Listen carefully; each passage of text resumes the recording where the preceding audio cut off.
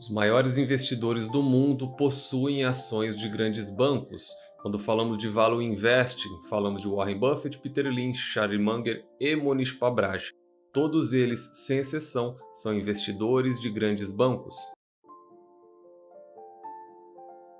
Banco do Brasil, as ações que caíram 5% na data de ontem. Banco do Brasil com código de negociação BBAS3 na Bolsa de Valores brasileira. Empresa essa que já retornou mais de 6.400% em todo o período ao acionista, contra apenas 437% do Ibovespa, principal índice brasileiro. Trazendo isso para o mundo real, um aporte inicial de apenas R$ 1.000 na companhia se transformou hoje em mais de R$ 65 mil, pelo simples fato do carrego, aplicando a metodologia das 3 chaves do sucesso que eu sempre trago para vocês, e num período mais curto, algo mais realista, os últimos 5 anos, o Banco do Brasil retornou 74% nos últimos 5 anos, contra apenas 39% do Ibovespa. Sempre lembrando que na parte de baixo de todos os vídeos eu deixo uma lista de indicação de livros que você, investidor, tem que obrigatoriamente estar lendo antes de comprar alguma ação, antes de entrar no mercado de capitais. A gente vai falar um pouco do resultado e eu vou passar lá no gerenciamento de risco a minha visão quanto ao banco e principalmente o motivo dessa queda tão alta que topou os 5%. Então, junto ao resultado, ele também anunciou um pagamento de 2,25 bilhões em proventos para o acionista e um lucro reportado de 8,7 bi, uma alta anual de 4,5%, com o ROI atingindo 21,3%. Sempre acessem o RI das suas investidas, informações oficiais do Banco do Brasil, destaques, um crescimento de 4,5% no lucro líquido, um ROI de 21%. Aqui embaixo é algo interessante já. O Banco do Brasil ele teve um crescimento em todos os âmbitos no que diz respeito à sua linha de receita. PDD aumentou e aumentou mais do que eu imaginava. Quando a gente fala de margem financeira, principalmente spread, que é disso que o banco vive, no acumulado do ano de 2023, ele teve crescimento em todas as linhas. É um ponto positivo que eu enxergo do balanço. Tanto margem com clientes e margem com mercado vem crescendo trimestre a trimestre, que mostra uma grande eficiência do banco. E aqui já fica a primeira parte negativa.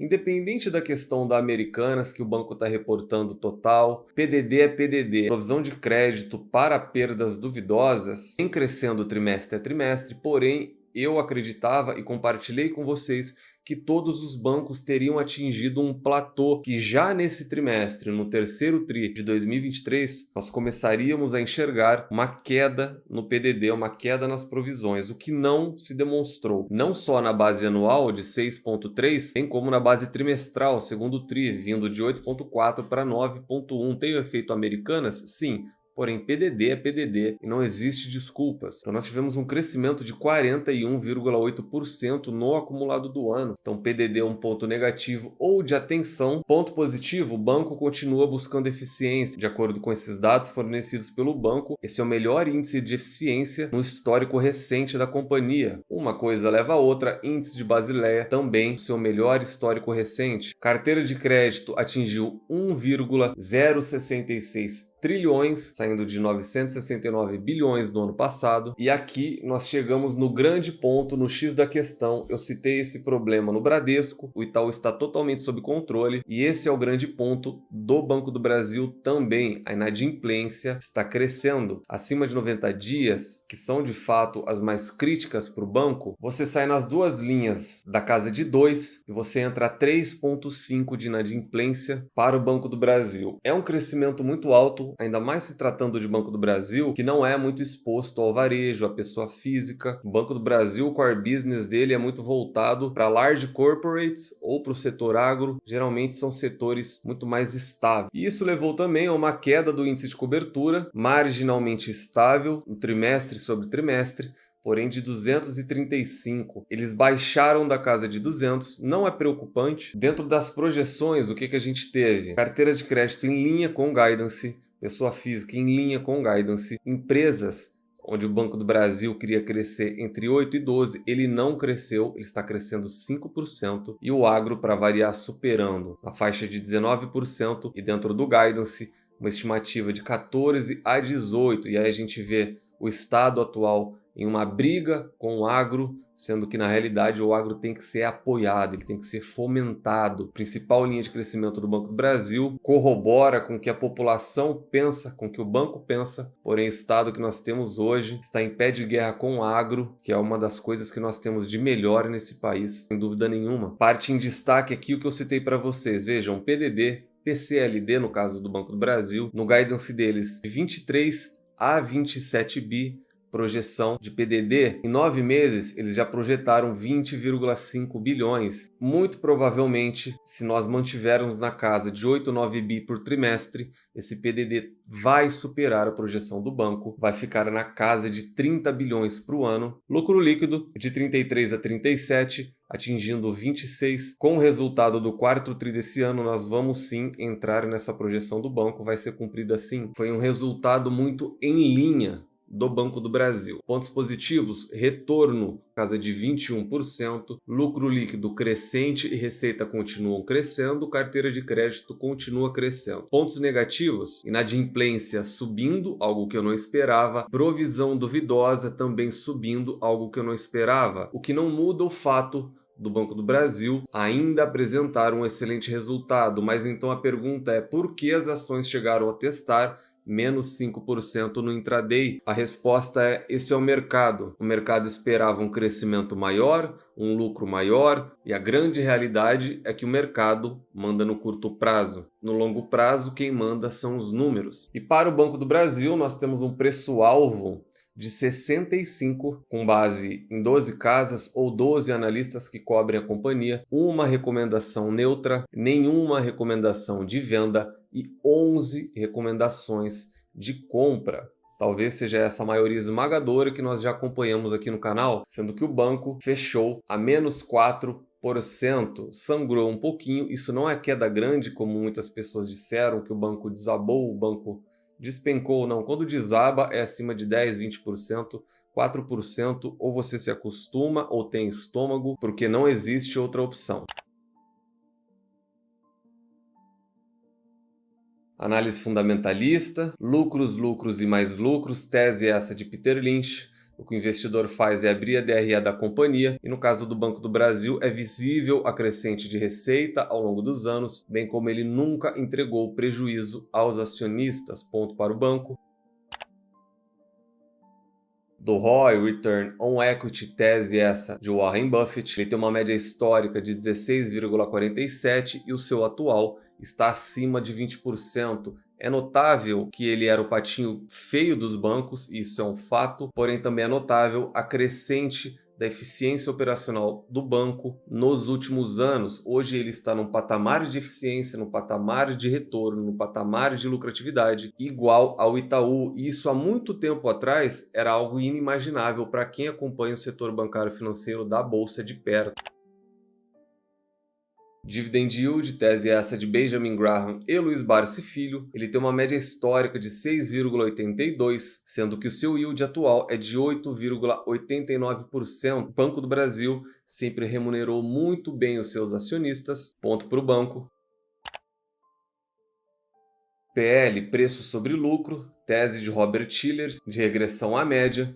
Ele tem uma média histórica de 6,67, sempre foi negociado a múltiplos baixos. Por quê? Porque ele é uma empresa estatal por conta de ingerência. Você pega o PL histórico do Banco Itaú, do Santander e do Bradesco, é acima de 2 dígitos o PL histórico. No caso do Banco do Brasil é muito baixo, porém a ingerência estatal justifica isso. É possível observar aqui que nos últimos 3 anos o banco vem sendo negociado abaixo da sua média histórica, de acordo com a tese de regressão à média de Shiller. Apenas um comentário: cuidado ao olhar em métricas de maneira isolada, porque mesmo ele estando abaixo da sua média histórica, a cotação está próximo das suas máximas históricas. Então estudem muito bem e pensem muito bem. Vamos calcular o preço teto, tese essa de Luiz Barsi Filho. Como o banco já pagou 3,44 e acabou de anunciar algo em torno de 80 centavos por ação, a gente pode fazer um preditivo na casa de 4,2, portanto 4,2 dividido por 6%, que é o mínimo aceitável pelo Barsi, nós teríamos um preço teto para o Banco do Brasil hoje de R$ 70. Eu, como sou conservador, eu sempre colocaria menos do que isso. Preço justo, tese essa de Benjamin Graham, a fórmula está aqui ao lado, 22,5 multiplicado pelo earnings per share, que é o lucro por ação, 11,36, multiplica novamente pelo business valor per share, que é o VPA, 56,75, eleva a raiz quadrada e nós teríamos um preço justo de R$ 120, de acordo com Benjamin Graham, para o Banco do Brasil. Chegamos ao gerenciamento de risco. Gerenciamento de risco esse extremamente importante, se você não faz, faça. E gerenciamento de risco esse individual, pessoal e intransferível. Falamos do Banco do Brasil, BBAS3, setor bancário e financeiro, e ele tem para mim nota 4.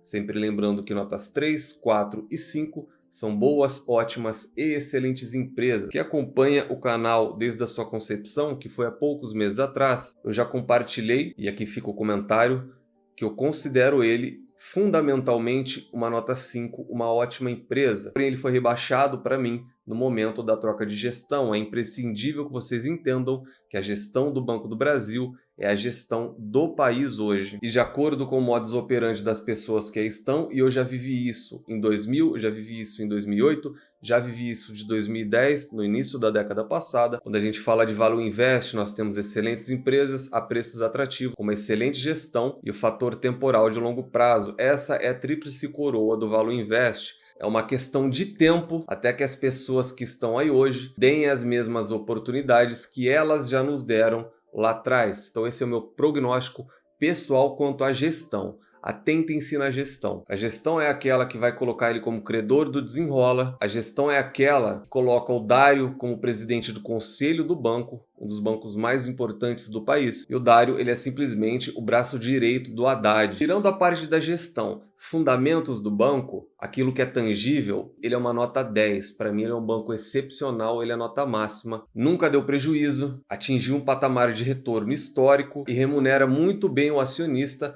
Eu sempre falo para vocês que o Banco do Brasil, ele é um dos melhores remuneradores aos sócios. Por quê? Porque ele tem o alto yield? Não, porque ele tem um alto yield com um baixo payout. Eu já fiz analogia, já citei Philip Fisher para vocês. Ele consegue remunerar na casa de 2 dígitos com um payout que flutua de 40% a 50%. Ou seja, o banco tem margem, o banco tem caixa. O banco não paga um payout de 95% ou 100% do lucro operacional para querer agradar acionista. Ele consegue remunerar muito bem e ainda assim ter uma saúde financeira excepcional. Sem contar a periodicidade do banco, que também é excepcional. Portanto, fundamentalmente, o banco é uma excelente empresa. Apenas aquilo que eu sugiro, e isso é apenas uma sugestão, que vocês tomem cuidado com a gestão estatal de hoje. Portanto, falamos do Banco do Brasil, um excelente retorno histórico, retorno esse que transformou R$1.000 em mais de R$65.000. Como vocês fazem e é possível de se replicar isso sendo investidor pequeno, pobre e individual? Apliquem a metodologia das 3 chaves, encontrem boas empresas a preços atrativos, com uma excelente gestão e nunca mais as vendam. Tranque elas às 7 chaves e selecionando boas empresas, vocês vão sim colher bons frutos. Nos vemos no próximo vídeo e até lá!